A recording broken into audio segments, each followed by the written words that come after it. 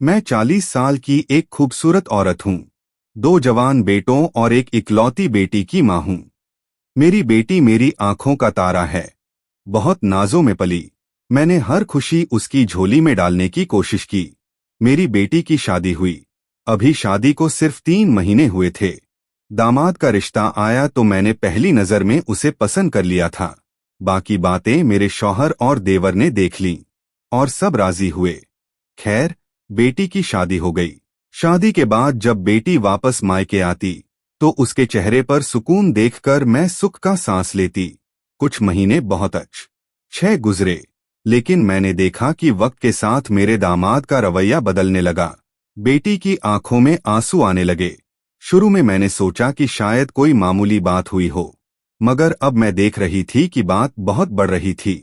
मैं बेटी की तकलीफ देखकर खामोश न रह सकी, इसलिए मैंने अपने दामाद को घर बुला लिया। दोपहर का वक्त था।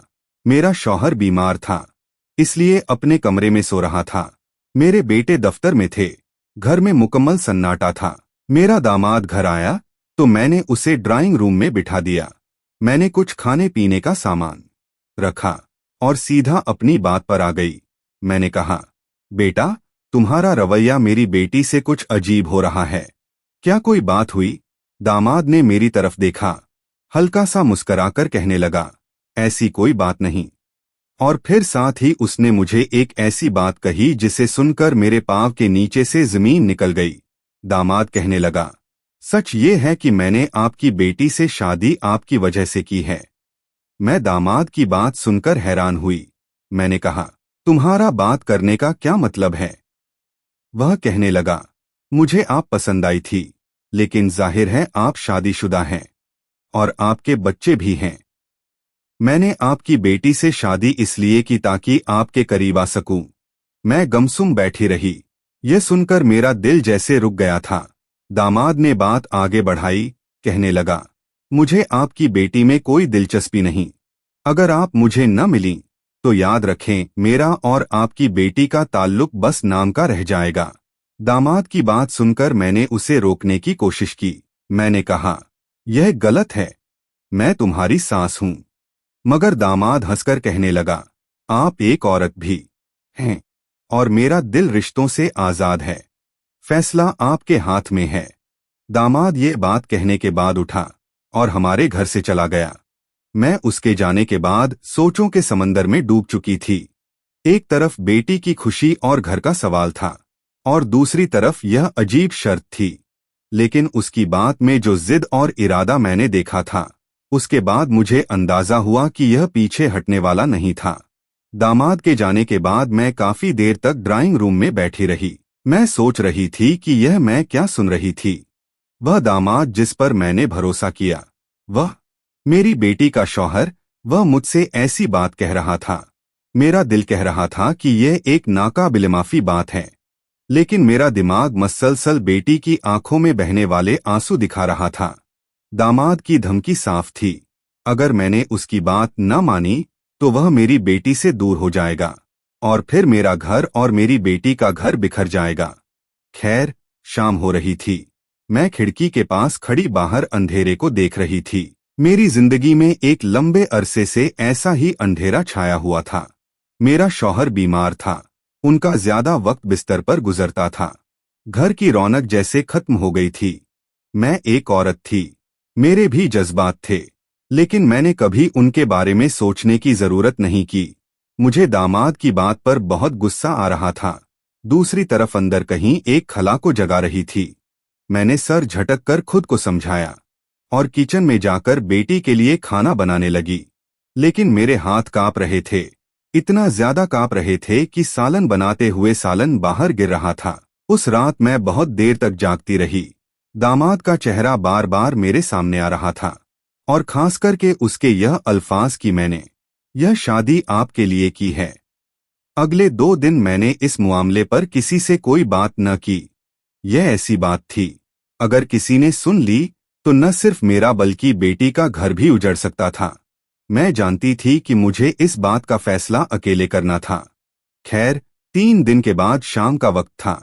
मैंने खुद दामाद को फोन किया। मेरी आवाज में वह शर्म थी जो किसी माँ को अपने बेटे से बात करते हुए महसूस हो सकती है। मैंने एक गहरा सांस लिया। इसके बाद मैंने कहा, मैंने बहुत सोचा। बेटी की खुशी और अपने घर की खातिर मैं तुम्हारी शर्त मानने को तैयार हूं। मैंने कहा, हाँ, लेकिन मेरी एक शर्त है। मैंने कहा, यह सब सिर्फ एक बार होगा। इसके बाद तुम मेरी बेटी के साथ पहले जैसा रवैया रखोगे। मैं यह कदम सिर्फ अपनी बेटी की खातिर उठा रही हूं। वह जोर जोर से हंसने लगा, कहने लगा, आप फिक्र न करें। जब वजह बदल जाएगी तो मेरा रवैया खुद ब खुद बदल जाएगा। खैर, मैंने यह बात करने के बाद फोन बंद कर दिया, लेकिन मेरे दिल की धड़कन बहुत तेज थी, जैसे मैंने कोई बहुत बड़ा फैसला कर लिया था। अगली सुबह मैं देर तक बेड पर सोती रही। जहन में बार बार यही सवाल आ रहा था कि क्या मैं सही कर रही हूं। लेकिन फिर बेटी का मासूम चेहरा और आंखों का नम होना मुझे याद आता तो मैं अपना दिल सख्त कर लेती। दोपहर को मेरे दामाद का फोन आया। कहने लगा, कल आपकी बेटी फार्म हाउस जा रही है। सुबह 11 बजे निकलेगी और शाम को वापस आएगी। मैं घर पर अकेला हूंगा। आप मेरे घर आ सकती हैं। उसकी बात सुनकर मेरे हाथ कांप रहे थे। यह वह लम्हा था जिसकी तरफ मैं पिछले कई दिनों से बहुत ज्यादा आगे बढ़ रही थी। मैंने कहा, ठीक है, मैं कल तुम्हारे पास आ जाऊंगी। मेरी बेटी के घर से निकलते ही तुम मुझे कॉल कर देना। अगला दिन जैसे बहुत आहिस्ता गुजर रहा था। मैं सुबह से ही अजीब कैफियत में थी। न किसी से ज्यादा बात की, न घर के मामूल के काम किए। जब बेटी तैयार होकर पड़ोस वालों के साथ निकल पड़ी तो मैं अपने दामाद के फोन का इंतजार करने लगी। थोड़ी देर के बाद मेरे दामाद का फोन आया। कहने लगा, मैं इंतजार कर रहा हूं, आप जल्दी से आ जाइए। मैंने नहाकर हल्का सा मेकअप किया, बाल संवारे और आईने में खुद को देखा। दिल में एक सवाल अब भी मौजूद था कि क्या यह सब वाकई मजबूरी है या मैं दिल से कर रही हूं। घर से निकलते वक्त मैं डर रही थी कि कहीं मुझे कोई देख न ले। रास्ता ज्यादा लंबा नहीं था। कुछ ही देर के बाद मेरे दामाद का घर आ चुका था। दामाद ने दरवाजा खोला तो चेहरे पर खुशी और एक अजीब सी चमक थी। कहने लगा, अंदर आ जाइए, मैं कब से इंतजार कर रहा था। मैंने कमरे में कदम रखा। अंदर बहुत खामोशी थी। दामाद ड्राइंग रूम के बजाय सीधा बेडरूम का दरवाजा खोल रहा था। कहने लगा, यहाँ बैठें, मैं आपके लिए कुछ लाता हूँ। मेरे दिल की धड़कन बहुत तेज हो रही थी। मेरा दामाद मेरे लिए पीने का शरबत लाया, जो मैंने आधे मिनट में खत्म कर दिया। उस वक्त मुझे बार बार सिर्फ अपनी बात याद आ रही थी जो मैंने अपने दामाद से की थी कि सिर्फ एक बार। मैं चाहती थी कि इसको और मुझे ये याद रहे कि मैं ये सब अपनी खुशी के लिए नहीं, बल्कि बेटी की खुशी के लिए कर रही हूँ। लेकिन दामाद की आंखों में जो इत्मीनान और जीत का एहसास था, वह साफ नजर आ रहा था। मैंने दामाद की तरफ देखा और उसे कहा, याद रखना, ये सब बस एक बार होगा। वह मेरी बात सुनकर मुस्कराने लगा। कहने लगा, मुझे सब याद है। और उसी पल में मैंने महसूस किया कि अब पीछे पलटना मुमकिन नहीं। एक फैसला जो मैंने बेटी के लिए किया था, अब हकीकत में बदलने जा रहा था। दामाद के बेडरूम की खामोशी में मैंने खुद को संभाला था। बेडरूम में हल्की रोशनी हो रही थी। खिड़की के आगे पर्दे किए हुए थे और हवा में एक महक आ रही थी। शायद मेरे दामाद ने खास तौर पर ऐसा माहौल बनाया हुआ था। वह मेरे सामने आकर बैठ चुका था। उसकी आंखों में एक अजीब सा इत्मीनान था। उसने जैसे ही मेरा हाथ थामा, मैंने फौरन कहा, मैं फिर कह रही हूं, ये सब बस एक बार होगा। इसके बाद तुम मेरी बेटी के साथ पहले जैसे हो जाओगे। वह मुस्कराकर कहने लगा, मैंने आपसे वादा किया और वादा वफा करूंगा। आप बस आज की दोपहर को यादगार बना दें। उसकी बात सुनकर मैंने अपनी नजरें झुका लीं। मेरे दिल में एक जंग चल रही थी। एक तरफ मेरे ज़मीर का बोझ था, दूसरी तरफ बेटी का मुस्कराता चेहरा और उसके घर का सुकून था। मेरा दामाद मेरे करीब आया। मैंने महसूस किया कि उसका लहजा पहले से ज्यादा नरम और संजीदा हो चुका है। कहने लगा, आप नहीं जानती, मैंने कितने दिन यह लम्हा सोच रखा था। शादी के दिन से मेरे दिल में यह ख्वाहिश थी, बस मौका नहीं मिला। मैंने बात बदलने की कोशिश की। मैंने कहा, तुम्हें अंदाजा है यह कितना बड़ा कदम है? वह कहने लगा, हाँ, और इसीलिए मैं चाहता हूं कि यह पल हमारे दरमियान हमेशा एक राज रहे। वह मेरे करीब बैठते हुए माहौल को और नरम कर रहा था। हल्की सी खुशबू, बंद कमरा और हमारे दरमियान खामोशी, ये सब मिलकर जैसे लम्हे को यादगार बना रहे थे। मैंने एक लम्हे के लिए सोचा कि अगर ये सब न होता, अगर मैं दामाद को साफ मना कर देती, तो शायद मेरी बेटी की जिंदगी कितनी मुख्तलिफ होती। लेकिन फिर ख्याल आया कि वह खुश न रह पाती। दामाद ने धीरे से कहा, आपको देखकर लगता नहीं कि आप अपनी बेटी की माँ हैं। आप अब भी इतनी खूबसूरत हैं कि कोई भी आपकी तरफ माइल हो सकता है। मैंने हल्की सी मुस्कुराहट दी, लेकिन फौरन कहा, तुम ज्यादा बातें न बनाओ, तुम्हें बस अपना वादा याद रखना है। उसने मुस्कुरा कर कहा, मुझे अपना वादा याद है और आज का दिन भी याद रहेगा। बातों के साथ वक्त गुजरता गया। मैं खुद को एक ऐसे दायरे में महसूस कर रही थी जहां से वापस जाना मुश्किल था। दामाद ने मेरा हाथ मजबूती से थामा हुआ था और मैंने महसूस किया कि मेरी मुज़ाहमत आहिस्ता आहिस्ता कम हो रही थी। मेरे ज़हन में बार बार बेटी का ख्याल आ रहा था। यह ख्याल आ रहा था कि मैं ये सब बेटी के लिए कर रही थी। मैं खुद को यही समझा रही थी कि मैं बेटी के घर को बचाने के लिए ये सब कर रही थी। दामाद आहिस्ता आहिस्ता बात को जज्बाती रंग दे रहा था। उसकी बातों में वह कशिश थी जो शायद बरसों के बाद किसी ने मुझे महसूस करवाई थी। मैंने कई बार नजरें चुराईं, लेकिन फिर भी उसकी आंखों की शिद्दत को नजरअंदाज नहीं कर पाई। हम दोनों के दरमियान की खामोशी अब बातों से ज्यादा गहरी थी। कमरे का माहौल, हल्की खुशबू और बंद दरवाजा, ये सब मिलकर एक ऐसा दायरा बना रहे थे जिसमें बाहर की दुनिया का कोई वजूद नहीं था। मैंने दिल ही दिल में आखिरी बार खुद से कहा, यह बस एक बार है, इसके बाद सब पहले जैसा हो जाएगा। लेकिन हकीकत यह थी कि मैं जानती थी आज के बाद सब बदलने वाला था। वक्त कैसे गुजरा मुझे अंदाजा नहीं हुआ। बाहर शाम की रोशनी मध्यम हो रही थी। दामाद उठा, कहने लगा, आप थोड़ा आराम कर लें। मेरा दिल पहले से हल्का महसूस हो रहा था, जैसे मैंने एक भारी बोझ उतार दिया था। दामाद वापस आया। हमने दोबारा मुख्तसर बात की। वह बार बार यही कह रहा था, आप नहीं जानती कि आपने मेरी जिंदगी का सबसे बड़ा ख्वाब पूरा कर दिया। मैंने सिर्फ इतना कहा, अब बस वादे पर कायम रहना, बेटी का घर खुशियों से भर दो। वह मुस्कुराकर कहने लगा, आप देखेंगी सब कुछ बदल जाएगा। शाम हो रही थी। वह मुझे कहने लगा, चलें, मैं आपको घर छोड़ देता हूं।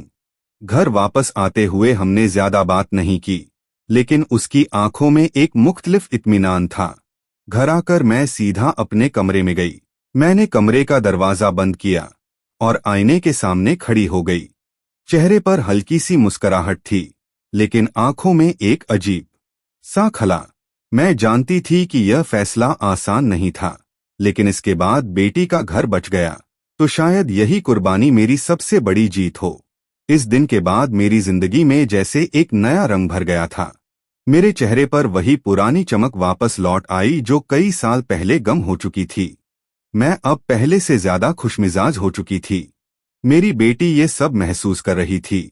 उसे लगता था कि शायद माँ अब अपनी जिंदगी के बोझ से निकलकर हल्की हो चुकी है। मेरा दामाद और बेटी भी पहले से ज्यादा खुश लग रहे थे। घर का माहौल भी बहुत अच्छा हो चुका था।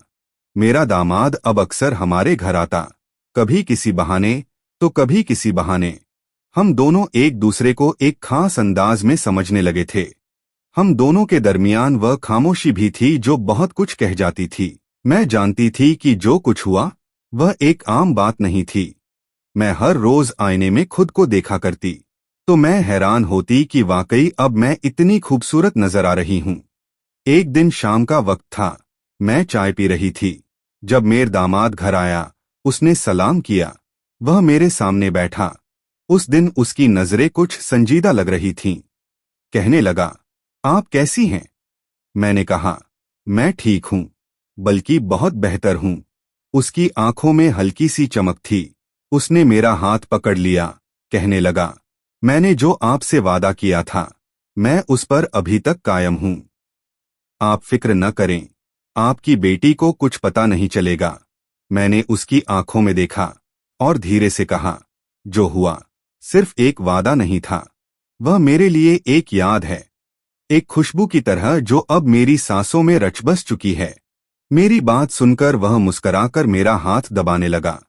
फिर उस दिन वह थोड़ी देर बैठा, आम बातें की और वहां से चला गया। उसकी यह बातें मुझे और उसकी तरफ खींच रही थीं। एक दिन बेटी घर आई, मुझे कहने लगी, माँ, आपने मेरे शौहर को देखा, वह बहुत बदल गया है। अब वह पहले जैसा नहीं रहा, मुझसे बहुत प्यार करता है। आपने उससे क्या कहा था?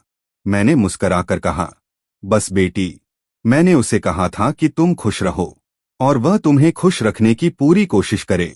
बेटी ने माँ के गले लगकर कहा, माँ, आप न होती तो मेरा घर न आबाद होता। यह बात सुनकर मेरे दिल में एक अजीब सी लहर दौड़ गई। मैं जानती थी कि बेटी का घर बच गया था, मगर उस घर को बचाने के लिए जो कदम मैंने उठाया, उसने मेरी अपनी जिंदगी बदल दी। मेरा दामाद मेरी खैरियत मालूम करने आता रहा और कभी कभी खामोशी से मिलने आता था।